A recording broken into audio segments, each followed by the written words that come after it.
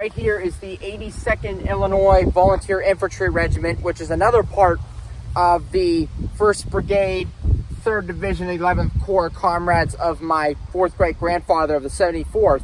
Now, another cool thing about the 82nd Illinois is that they were a German regiment, as I already said, or not said, but they were a German regiment, commanded by Colonel Edward S. Solomon, Solomon, who I think was a Jewish commander.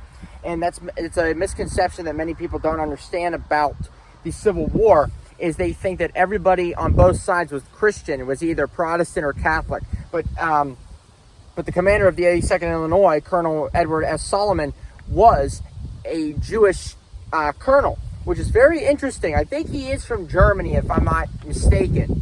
Possibly, who knows? Commanding an old German regiment, you probably, benefit of the doubt, But it's really cool to be here to talk about this because it's another element and there's another thing to discuss about the Germans, which don't get enough recognition or praise in the Battle of Gettysburg or in the Civil War in general. There's a lot of disdain and a lot of, let's just say, bad feelings when it comes to the Germans, the ethnic Germans or Austros or, the Prussians.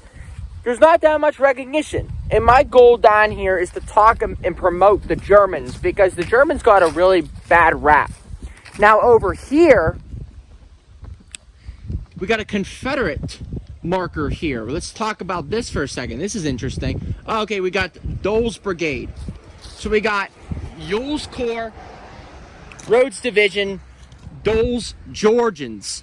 So it says here that about 1 p.m., the brigade formed line in the fields east of Oak Hill and skirmished with the Union 2nd Brigade, 1st Cavalry Division, and aided Gordon's brigade in dislodging Union forces from Barlow's Knoll and their line from thence to the Heidelberg Road. Then joined Ramseur. So Dole's Brigade, as we can read here on this plaque, on this Confederate plaque, they engaged with Barlow up on Barlow's Knoll, which I'm going to be talking about up there. Now, as I said before, when I was discussing about Barlow, why I don't like him, is because the thing about Barlow is that him as an Anglophile and an Anglo assimilated American, which I have no problem with that, but his disdain and arrogance and prejudice towards my German ancestors is something that I cannot stomach, and I'm not going to stand here and be like, oh, it's okay.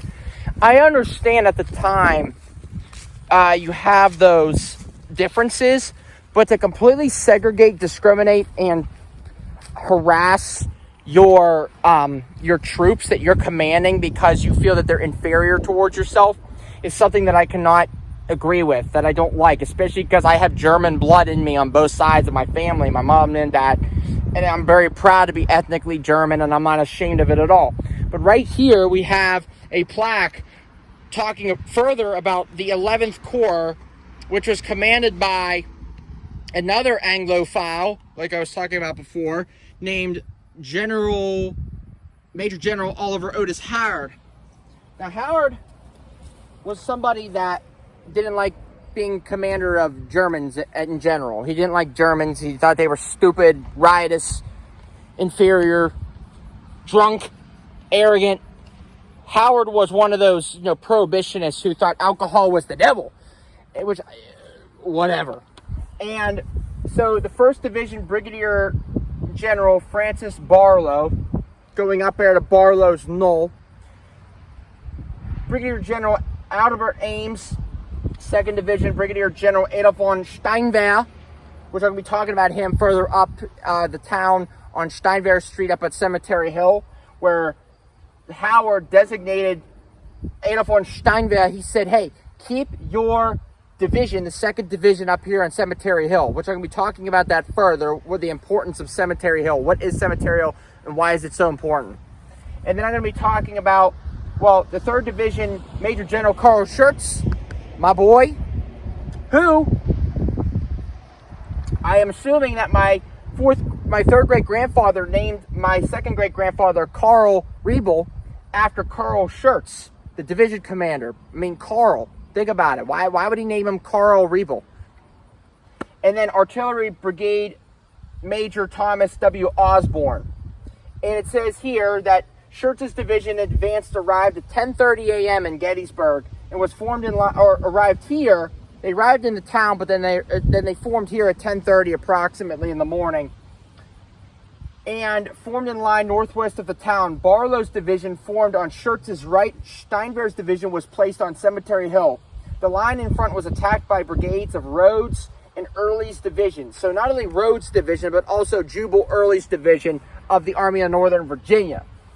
Up to about 4 p.m., the Corps was forced back and retired through the town of Gettysburg to the fallback position, the Alamo per se, that Steinwehr was already designated on, called Cemetery Hill. I'm going to go further up to Barlow's Knoll and talk about Francis Barlow's mishap.